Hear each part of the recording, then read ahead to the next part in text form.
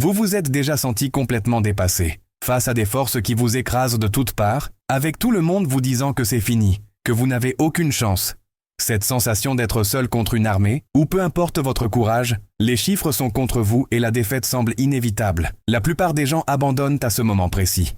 Mais et si je vous disais qu'il existe une façon de renverser la situation même quand tout semble perdu? Dans cette vidéo, vous allez découvrir comment un homme a transformé le piège le plus mortel de sa vie en la victoire la plus impossible de l'histoire militaire. Et le plus incroyable, les principes qu'il a utilisés peuvent changer la façon dont vous affrontez vos propres défis. Préparez-vous, parce que cette histoire va vous montrer que impossible n'est qu'une opinion. En 58 avant Jésus-Christ, sur les rives glacées du Rhin supérieur, Jules César se tenait face à ce qui devait être sa tombe. 500 légionnaires romains, leurs armures rouge sang brillant sous le soleil d'automne germanique, complètement encerclés par 10 000 guerriers alamans, dont les cris de guerre résonnaient comme le tonnerre d'une tempête qui approche. La mathématique était simple et terrifiante. 20 ennemis pour chaque Romain. Aucun renfort à moins de 80 km. Aucune route d'évasion à travers la masse tourbillonnante de barbares qui se déplaçaient comme une mer humaine de boucliers, de lances et de haine ancestrale pour Rome.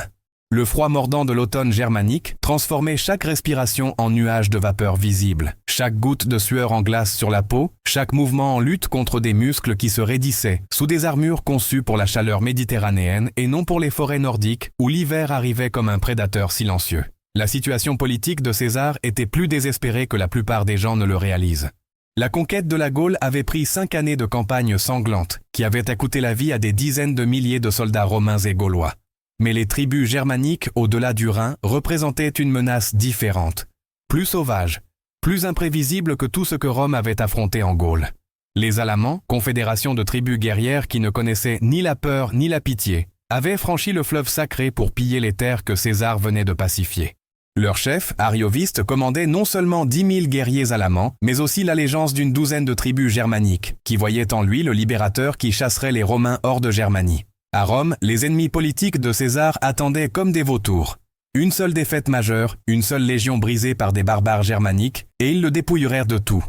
Son commandement, sa fortune, peut-être même sa vie si le Sénat décidait que sa conquête de la Gaule avait été illégale depuis le début. Ce n'était pas juste une autre campagne. C'était le pari final de César pour prouver que Rome pouvait dominer même les terres barbares au-delà du monde civilisé, que le génie romain pouvait vaincre la sauvagerie germanique, que la discipline pouvait triompher du nombre pur et de la fureur primitive. La matinée avait commencé comme une reconnaissance de routine le long des rives du Rhin. César avait besoin d'informations sur les mouvements alamans pour planifier sa campagne contre Arioviste. Le terrain germanique favorisait complètement ses ennemis. Contrairement aux plaines ouvertes de Gaule où les légions romaines pouvaient manœuvrer librement, les forêts denses de Germanie offraient une couverture parfaite pour des embuscades, des ravins profonds où la cavalerie devenait inutile, des rivières glacées qui transformaient chaque traversée en cauchemar tactique. La température ce matin d'octobre était descendue près du point de congélation, et l'armure romaine qui protégeait contre les épées gauloises devenait un piège mortel quand les hommes tombaient dans l'eau glacée qui pouvait tuer en quelques minutes par hypothermie. Voici ce que les chroniques ne racontent pas sur l'aveuglement tactique de César ce matin-là. Ces éclaireurs gaulois, les mêmes cavaliers qui avaient remporté Alésia, étaient complètement inutiles dans les conditions germaniques. Leur tactique méditerranéenne ne fonctionnait pas contre des ennemis qui se déplaçaient à travers les forêts comme des fantômes, qui attaquaient sans avertissement et disparaissaient avant que les Romains puissent riposter. L'intelligence de César sur les nombres ennemis était catastrophiquement erronée. Ces éclaireurs avaient signalé quelques centaines de pillards alamans. La réalité était la force principale d'Arioviste, 10 000 guerriers forts, commandés par des chefs de guerre qui avaient dépassé leur vie entière à combattre dans les forêts germaniques, où chaque arbre pouvait cacher une embuscade et chaque ravin pouvait devenir un tombeau. Le piège avait été préparé pendant des semaines. Arioviste comprenait la faiblesse de César. Il avait besoin de victoires rapides pour justifier sa campagne devant le Sénat romain, besoin de prouver que les légions pouvaient vaincre les Germains aussi facilement qu'elles avaient vaincu les Gaulois. Un ennemi patient et prudent pouvait exploiter cette agressivité en offrant ce qui semblait être des cibles faciles. La mission de reconnaissance était l'appât parfait. César ne pouvait pas résister à la diriger personnellement, amenant juste assez d'hommes pour sembler formidable, mais pas assez pour survivre à ce qui approchait. L'ennemi avait étudié la logique romaine, les schémas de mouvement romains, la psychologie romaine. Il savait que César prendrait des risques que d'autres commandants n'oseraient jamais prendre. Alors que les premiers guerriers alamans apparaissaient entre les arbres, les centurions de César auraient dû ordonner un repli immédiat vers le camp principal. La doctrine standard exigeait le retrait face à des nombres supérieurs dans un terrain qui favorisait l'ennemi. Mais César avait passé 5 ans en Gaule à prouver que la doctrine standard était pour les commandants ordinaires. Et le plus grand génie militaire de l'histoire était sur le point de découvrir que la guerre germanique suivait des règles complètement différentes. Les Alamanes se déplaçaient comme une marée montante qui engloutit tout sur son passage, encerclant la colonne romaine sans sembler attaquer, juste en regardant, en attendant, laissant la peur faire leur travail pour eux. Si vous aimez cette histoire impossible, laissez votre like pour soutenir la chaîne et aider plus de gens à découvrir ces leçons de courage qui peuvent changer votre vie. Ce qui s'est passé ensuite testerait si la discipline romaine pouvait surmonter l'impossibilité mathématique, si le génie tactique pouvait vaincre des proportions de 20 contre 1, et si la légendaire fortune de César résisterait dans les forêts glacées où les empires venaient pour mourir.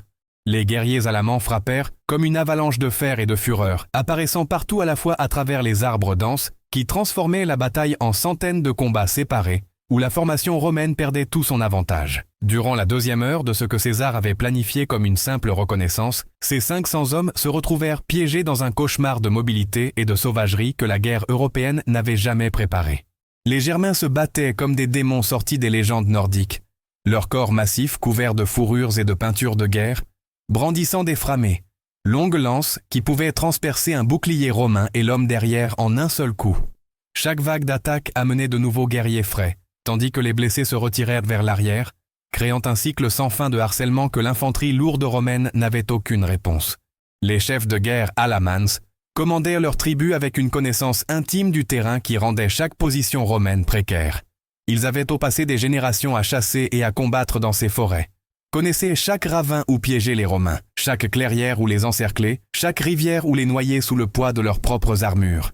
Les attaques simulées forçaient les Romains dans des formations défensives serrées, puis se retiraient au dernier moment, laissant les hommes de César haletants dans des armures qui emprisonnaient à la chaleur corporelle même par temps glacial.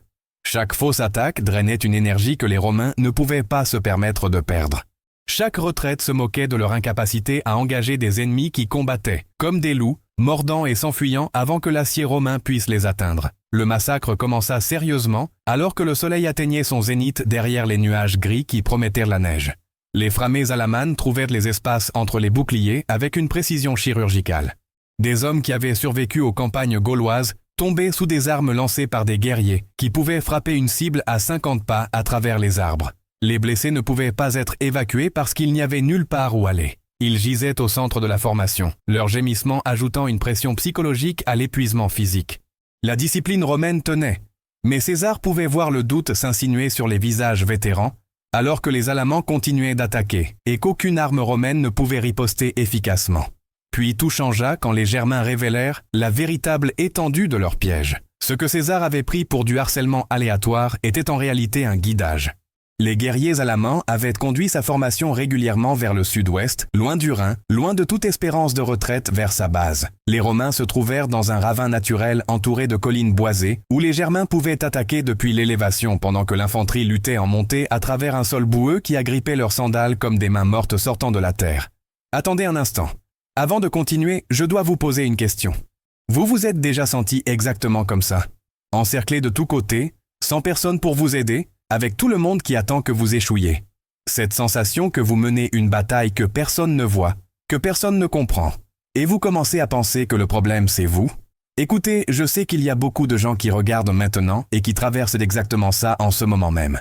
Et vous n'avez pas besoin de raconter tous les détails si vous ne voulez pas. Mais laissez-moi vous demander quelque chose. Écrivez dans les commentaires comme ça, très simplement. Je suis encerclé, mais je n'abandonnerai pas. Sérieusement, copiez et collez ça. Je suis encerclé mais je n'abandonnerai pas. Vous savez pourquoi? Parce que quand vous écrivez ça, vous ne faites pas que vous confier. Vous laissez un message pour quelqu'un d'autre qui va le lire dans une semaine, dans un mois, qui pense à abandonner et qui va voir votre commentaire et va savoir qu'il n'est pas seul. Votre commentaire peut sauver quelqu'un aujourd'hui. Et en même temps, vous vous engagez envers vous-même. Alors mettez la vidéo en pause maintenant, descendez là en bas et écrivez. Je suis encerclé mais je n'abandonnerai pas. Je vais lire chaque commentaire, je promets. Vous n'êtes pas seul dans ça. Maintenant, laissez-moi continuer à vous montrer comment cette histoire se termine. Parce que ce qui vient ensuite va vous donner exactement les munitions dont vous avez besoin pour votre propre bataille. Voici ce que les historiens militaires manquent à propos de ce moment. César réalisa qu'il avait été surpassé tactiquement par des barbares que Rome considérait comme primitifs. Les Alamans ne se battaient pas comme des sauvages désorganisés. Ils conduisaient une symphonie de destruction qui utilisait la prévisibilité romaine contre la force romaine. La guerre psychologique s'avérait aussi dévastatrice que les attaques physiques. Les cris de guerre germaniques résonnaient entre les arbres, dans des langues que les Romains ne comprenaient pas, créant une bande sonalienne de condamnation approchante.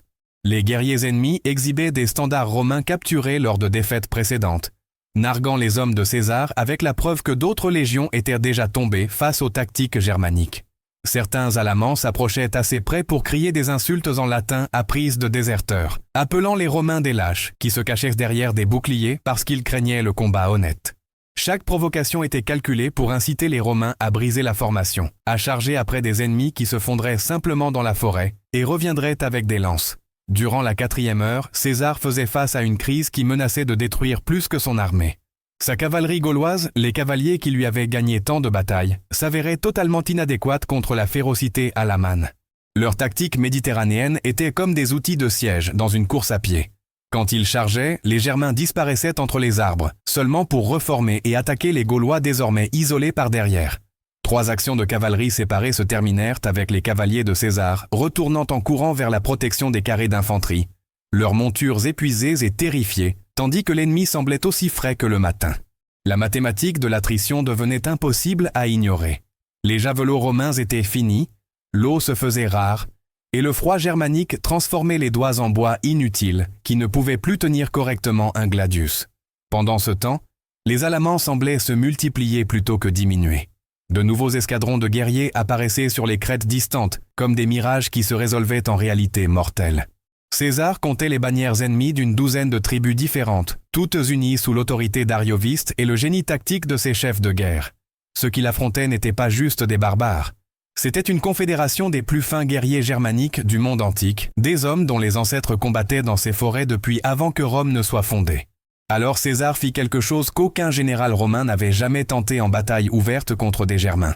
La décision révolutionnaire de César émergea de la pure désespération transformée en génie tactique. Au lieu de maintenir la formation carrée romaine traditionnelle qui faisait de ces hommes des cibles assises pour les framés alamanes, il ordonna quelque chose de jamais tenté auparavant contre des Germains dans un terrain forestier. Ces 500 légionnaires formeraient une ligne étendue unique. 4 hommes de profondeur, s'étirant sur près d'1 kilomètre à travers le ravin. Pour chaque centurion qui entendit le commandement, cela sonnait comme un suicide. Les lignes étendues étaient pour combattre l'infanterie. Pas des guerriers mobiles qui pouvaient concentrer leur force entière contre n'importe quel point faible. Mais César avait vu quelque chose dans les schémas d'attaque alamans que même Arioviste avait manqué.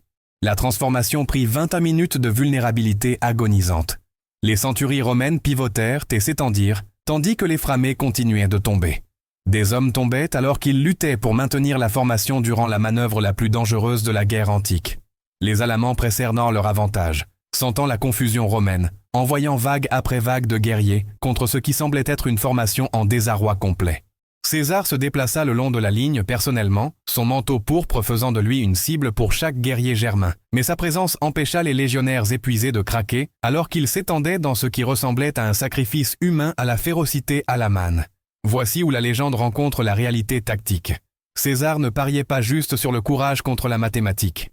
Il avait identifié la faille fatale dans les tactiques germaniques qu'aucun commandant romain n'avait comprise. La plus grande force des Alamans, leur capacité à concentrer une force écrasante contre n'importe quel point, exigeait qu'ils se massent ensemble pour un impact maximal. Mais masser des guerriers créait une vulnérabilité dans un terrain où l'espace de manœuvre était limité par les arbres et les ravins. La ligne étendue de César forcerait les Germains à choisir entre attaquer en petits groupes, annulant leur avantage numérique, ou se concentrer dans des zones où le terrain forestier restreindrait leur route d'évasion. Le premier test vint quand 2000 guerriers alamanes chargèrent le centre romain, s'attendant à fracasser la ligne mince comme de la poterie contre la pierre. Au lieu de cela, ils se trouvèrent canalisés entre des affleurements rocheux, dans une zone de mise à mort, où les javelots romains pouvaient les atteindre, et où leur propre mobilité devenait un handicap. Écoutez, je sais que vous n'êtes pas ici juste pour l'histoire. Vous êtes ici parce qu'à un moment de votre vie, vous vous êtes aussi senti encerclé, le dos contre le mur, pensant qu'il n'y avait pas d'issue. Et vous savez ce que j'ai appris en étudiant ces batailles? Que les plus grands leaders de l'histoire n'ont pas gagné parce qu'ils étaient plus forts, ou avaient plus de ressources. Ils ont gagné parce qu'ils ont trouvé un moyen quand tout le monde disait qu'il n'y avait pas de moyen. Si vous voulez continuer à recevoir ces histoires qui vous montrent que renverser la situation est possible, qui vous inspirent à trouver votre propre stratégie quand tout semble perdu, abonnez-vous à la chaîne. Chaque semaine, j'apporte des histoires réelles de personnes qui ont transformé une défaite certaine en victoire impossible. Et écoutez, ce n'est pas juste de l'histoire, c'est des munitions mentales pour vos propres défis. Vous n'êtes pas seul dans cette lutte. Appuyez sur le bouton rouge là en bas et venez faire partie de cette communauté de personnes qui croient que impossible n'est qu'une opinion. Les légionnaires n'essayèrent pas de tenir le terrain au sens traditionnel. Ils cédèrent dans des retraites calculées qui attiraient les guerriers plus profondément dans un terrain qui favorisait l'infanterie lourde. Quand les Alamans pivotèrent pour s'échapper, ils se trouvèrent piégés entre les ailes romaines convergentes, qui s'étaient fermées comme les mâchoires d'un piège. Le massacre dans ce fond de ravin dura moins de 10 minutes, mais changea tout. Les guerriers germaniques, élevés pour la bataille dans les forêts, trébuchaient sur les roches glissantes et les racines d'arbres. Des combattants qui avaient terrorisé les Romains toute la matinée se trouvaient soudainement à portée de gladius de vétérans qui attendaient depuis des heures ce moment. Le son du fer sur l'os résonna entre les collines, alors que la discipline romaine rencontrait le désespoir germain dans un combat rapproché qui ne favorisait ni la vitesse ni les lances, mais la pure sauvagerie. 300 guerriers ennemis moururent dans ce ravin, leur corps marquant le premier succès romain d'une journée qui semblait destinée au désastre. Mais le coup de maître tactique de César allait au-delà de cet engagement unique.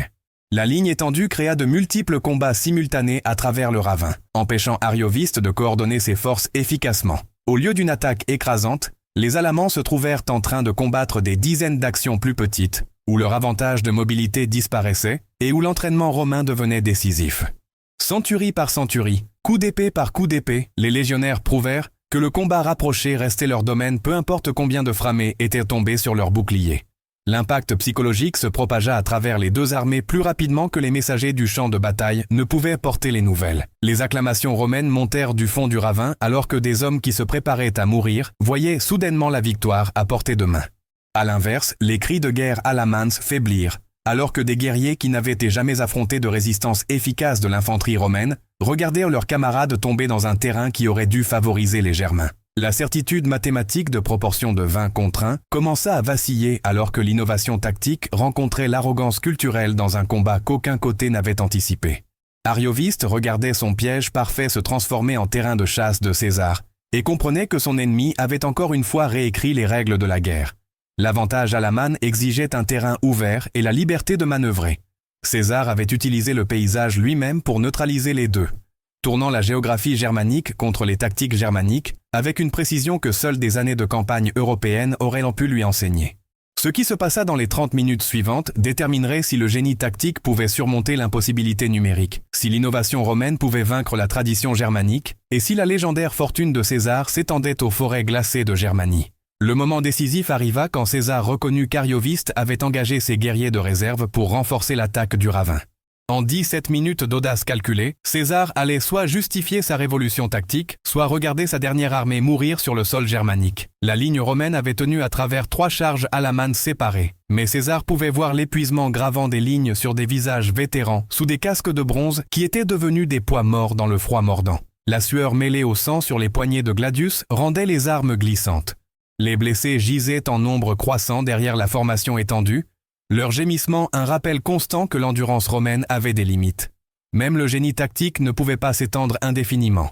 Puis César repéra l'ouverture qui définirait sa légende. Arioviste avait retiré des guerriers de son aile gauche pour soutenir l'engagement du ravin, créant un espace dans l'encerclement alaman de près de 300 mètres.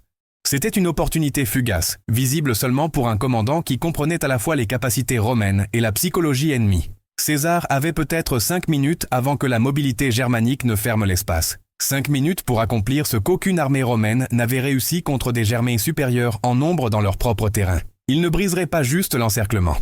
Il le fracasserait si complètement que le choc psychologique multiplierait le succès tactique en victoire stratégique. La charge commença avec l'intervention personnelle de César qui devint légende militaire. Prenant 2 centuries de ses meilleurs vétérans, des hommes qu'il avait suivis depuis la Gaule à travers la guerre civile jusqu'à l'exil germanique, il les mena personnellement vers l'espace dans les lignes ennemies. Son manteau pourpre flottait derrière lui alors qu'il courait, le rendant visible à chaque Romain et alaman sur le champ de bataille. La vue de leur commandant chargeant à pied transforma des légionnaires épuisés en un bélier humain implacable. Des centuries qui tenaient à peine des positions défensives trouvèrent soudainement la force pour une action offensive qui défiait à la fois la mathématique et la logique militaire. L'impact quand les Romains rencontrèrent les Alamans dans l'espace créa un son que les témoins décrivirent, comme le tonnerre enveloppé de hurlements. Les guerriers germaniques, qui avaient terrorisé l'infanterie toute la matinée, affrontèrent soudainement de l'acier discipliné dans un terrain où la vitesse ne signifiait rien et l'entraînement tout. La collision dura peut-être 3 minutes, mais ces minutes décidèrent de la bataille.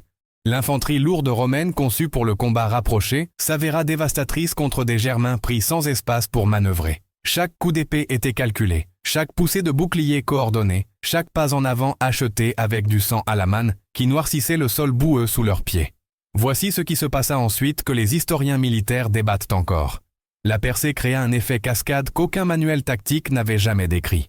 Alors que la force d'assaut de César perçait les lignes ennemies, la formation romaine étendue se contracta soudainement comme un poing qui se ferme. Au lieu de maintenir leur position défensive, les légionnaires commencèrent à avancer simultanément à travers tout le ravin.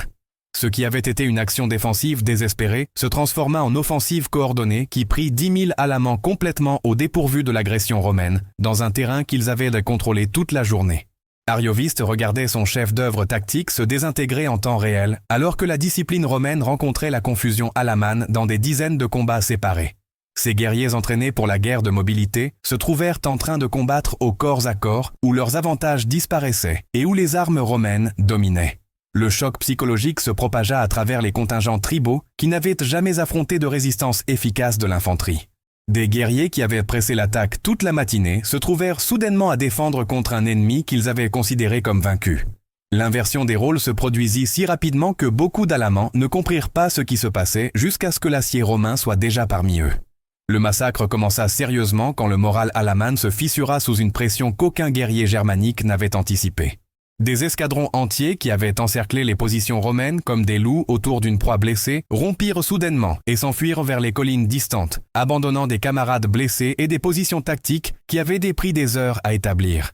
Le son de la retraite, des guerriers fuyant la bataille, créa une avalanche psychologique qui se répandit plus rapidement qu'aucun messager du champ de bataille.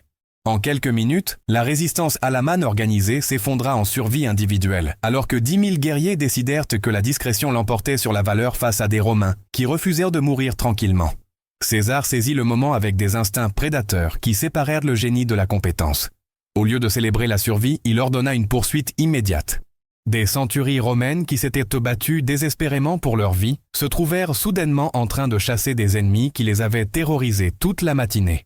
L'inversion était si complète, si soudaine que beaucoup de légionnaires affirmèrent plus tard qu'ils ne pouvaient pas croire ce que leurs propres yeux leur montraient.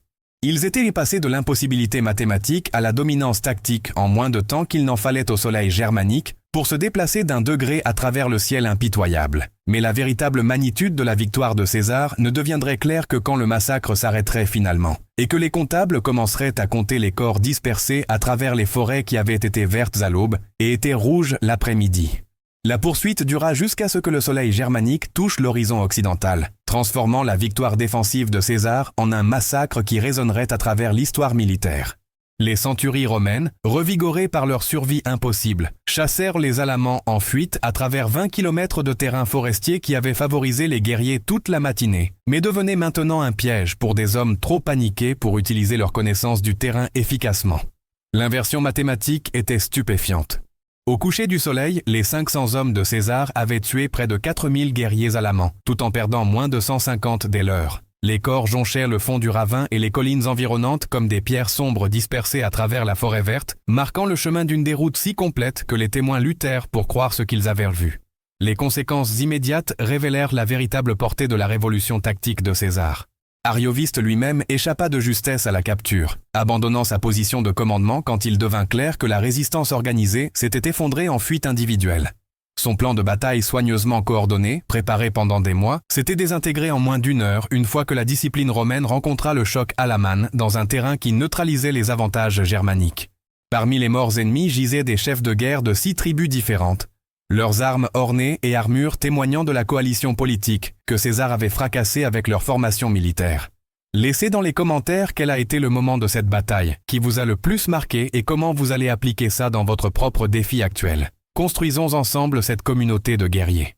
La victoire à Rouzbina transforma la campagne africaine de César de survie désespérée en conquête systématique. L'impact psychologique d'un après-midi de combat se propagea à travers la Germanie comme des tremblements de terre, fracassant des alliances cariovistes avait mis des mois à forger.